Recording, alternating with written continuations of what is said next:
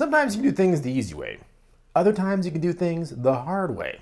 In terms of making money online, the easy way is, well, easy. And frankly, anybody can do it. And everyone more or less does do it. But because it's easy, it's also not very lucrative. The hard way is, well, not easy to be overly simplistic, but because it is hard.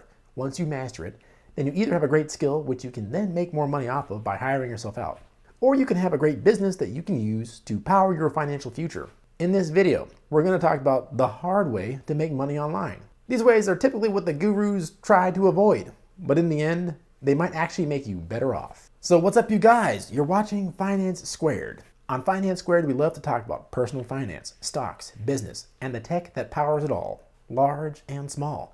Be sure to like the video if you like the video, and subscribe and click the notification bell if you'd like more. Pretty simple, right? And might I add, it's dirt cheap. It's free, really. Just press the like button and the subscribe and notification bell. It's all free. But the internet and the app economy is a perfect storm, if you will, of technology that has made it more feasible than ever to eke out your own living and your own corner of the e-commerce and online world. There are any number of easy ways to make money online, including taking surveys, watching YouTube, TikTok, Snapchat videos, entering in data for any number of companies. Basically, making money online the easy way. I have a whole video on that either in the card above or about to drop at some point in the near future, depending on when you're watching this. So be sure to check that out and like and subscribe and all that jazz. But then again, there are hard ways to make money online. Ways that really require a little bit of sweat equity on your part. The upside of that, though, is for the easy ways to make money online, they typically do not pay a lot of money. And oftentimes the only thing you get in return for making money online the easy way is coupons and other trinkets and rewards or gift cards. What if you're looking to build a life for yourself and your family? What if you have goals? What if you're trying to stop side hustling and start main hustling when it comes to your own finances? What if you want to form a business that actually provides value to people? Well, what is that saying about the road less traveled? Not sure, but it's less traveled for a reason. And because it is hard, it requires sweat equity. It requires a little bit of brains to pull it off, and maybe a little bit of capital to get started and to keep it going. But those are all good things, meaning that you get something back in return for the sweat equity you put out there. And we're going to talk about the harder ways to make money online. And actually, some of them might surprise you, especially the way they are described by your typical make money online gurus. First things first, we're going to start off with freelancing. Making money online freelancing is not an easy thing to do, and there's a reason for that. First things first, you'll need a skill. If you're freelancing online, you need to provide a service that people online are looking for. Luckily for you, there are thousands of different things that individuals and businesses need from folks like you, and you can do it, and you can provide those services online. Whether it's copywriting or just regular writing, articles and such for blog posts and websites. Technical skills like setting up websites such as WooCommerce sites or Shopify sites or Squarespace sites. Believe it or not, there are people out there that refuse to touch such things because they believe that they are quote-unquote not technical and thus will pay you, your local schlub, to touch it for them. More advanced technical stuff like writing code of all types and even things like editing videos, doing voiceovers, managing social media sites, promoting social media sites, and on and on and on. Each of those things is a skill, however. Nobody's born knowing how to do any of that stuff, and you need to learn it and practice it to become good at it. In addition to that, you need to market yourself. You're not just going to wake up one morning and have a sweet online freelancing gig. You're going to have to put your name out there and compete with literally millions of other people to get the attention of buyers of that service. Whether it's on a site like Fiverr or Upwork or any other number of sites, you're going to have to put in some work to make sure that people know that you have the skills to pay the bills, as it were, and are ready to help them reach their goals. But once you have a skill and you market yourself with that skill, then being a freelancer can be quite lucrative. Quit your day job lucrative, as a matter of fact. There are many freelancers that easily make well over 6 figures yearly while not working as many hours as their 9-to-5 counterparts, keeping in mind that they're only paid for results and not necessarily time spent doing the work. This is all dependent on the type of freelancing gig that you set up, by the way. But it is entirely possible that you spend less than 30 hours a week and easily make greater than $200,000 a year. Of course, this depends on the type of skill that you're utilizing and advertising, as well as your reputation and your ability to work quickly and deliver quality. There are a lot of high-powered executives in big-name corporations that don't make that kind of money for the same time spent. However, that model is not very scalable. There's only one of you, and you are the best you that there's ever been. But that you can only do so much work, and that is the ceiling of your income. Sure, you can get more experience, but there is a limit to how much people are willing to pay for a certain set of skills until they reach out to the next person who may not be as skilled, but they're good enough and they're cheaper. Meaning, you have a definite ceiling for how much you can charge and thus how much you can make over time, which is also variable depending on the skill you decide to focus on. People don't pay you good money because you have an awesome personality. Unless you're coaching someone on how to have irresistible charisma, of course. Unless you're coaching somebody on how to have irresistible charisma, of course. But even that takes some skill, and more importantly, the know-how of how to distill your skill that rhymes, and teach it to somebody else. That can be, and oftentimes is, the hardest part of consulting. This sort of pathway can be good for someone who has really niche skills, like they're really good at copywriting Facebook ads, or they really know their way around WordPress store integrations. The more specialized and in-demand your skill is, the more you can charge for your service, which is a balance you have to keep in mind. You see, your service might be in demand, but it's not really specialized and anybody can do the work. Or the service you provide might be really specialized, but no one is going to pay you to do it. If you find that balance, hone that skill, and promote yourself appropriately, freelancing and consulting can be a truly rewarding financially and otherwise way of making money online. Another way of making money online the hard way, cryptocurrency trading. You know, trading crypto used to be relatively simple. It used to be sort of a small community of really dedicated users and enthusiasts, and then it sort of blew up. Bitcoin and Ethereum and other altcoins popped up all over the place, with more and more appearing every day, increasing the complexity by an order of magnitude. And with complexity comes risk, and with risk comes reward. But it also means that the barrier of entry is pretty high, which is a good thing, meaning it clears out all the suckers. So to buy one Bitcoin at the time of writing costs around $4,000. If you weren't lucky like yours truly, and you didn't purchase any crypto before the massive increase in value, you now have to get in while the value of said cryptocurrency is at an all-time high, meaning it's more susceptible to falling lower. Meaning if you're a typical investor that you're gonna be really tempted to sell after seeing your investment dwindle, only to see it to start rising again. Last year, that exact thing happened as the price of Bitcoin fell, clearing out all the suckers, and people who had confidence in the medium just stuck around. Now the price is rocking back again to all-time highs, thanks to the consumption that shall not be named and stimulus and quantitative easing that is threatening to erase most of the value that regular old currency used to hold. I say all that to say that not only is the monetary barrier of entry high, but the emotional and intellectual barrier of entry is high also.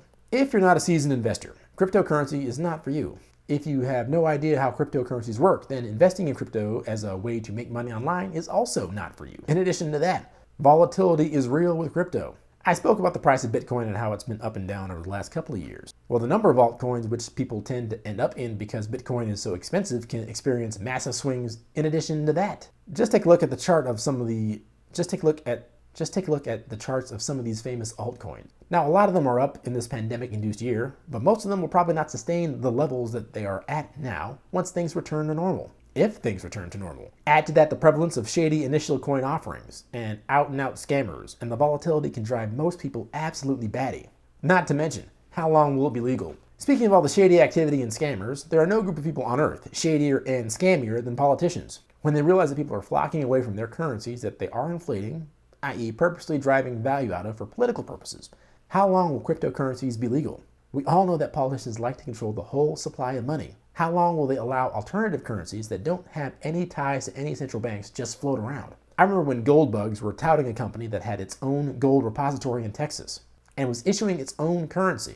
This gold repository was not claiming to be US dollars, but just a certificate that you had that gold was in this repository. That venture got shut down so quick that their heads began to spin. I have a feeling that the powers that be are also likewise paranoid about the power of cryptocurrencies to be used as legit legal tender. My feeling is that if it becomes even more mainstream than it already is, and if it affects the price of the dollar, the euro, the yen, the yuan, and other major currencies from big, infamous, money-manipulating economies, we'll see a concerted effort to squash cryptocurrency in its crib, as it were, or at the very least co-opt it so as to tie legal cryptocurrencies to central banks so that they have their thumb on these currencies as well, making them not so lucrative to make money online with. That said, however, conspiracy theories aside, if you understand how cryptocurrencies work, are aware of the situations with governments printing money, and are savvy enough to deal with massive swings in value, then investing in cryptocurrency is a very lucrative way to make money online, the hard way. Next up, we have Amazon FBA. It is a hard way to make money online.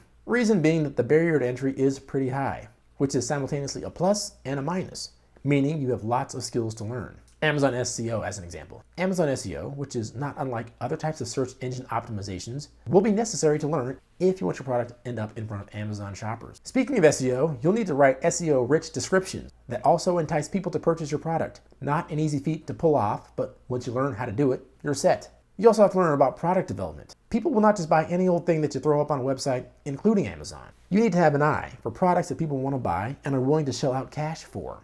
That involves checking out your competitors, finding products that might trend now or in the future. All that takes time and it takes skill. It also takes research and knowing a market. And that means knowing about customer service. Returns and answering questions are just some of the tasks that take a ton of time that also need to be done to ensure that customers are happy with your service and willing to return in the future. And part of that is fulfillment. Just placing pretty pictures and videos online and taking people's money for it is not enough to ensure that you have a viable business. You have to hold up your end of the bargain.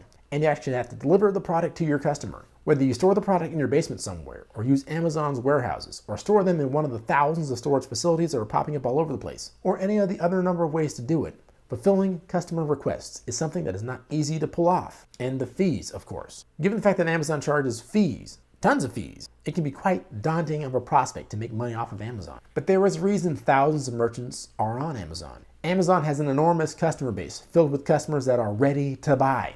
No need necessarily to spend millions on ads that are mostly going to get ignored.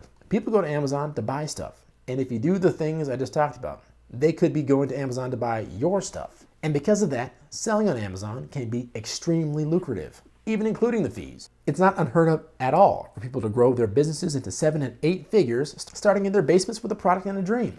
That can be you too, if you master the fundamentals, find the right product and niche, and really market that product the right way. Next up on the list, we have online course creation. Online course creation has a similar problem to consulting and freelancing. You need to have a skill set first. You can't charge for a course on binge watching Netflix for 7 hours. Actually, I don't know, maybe you can. That's a good idea to maybe try out. Give it a shot and let me know how it works in the comments down below.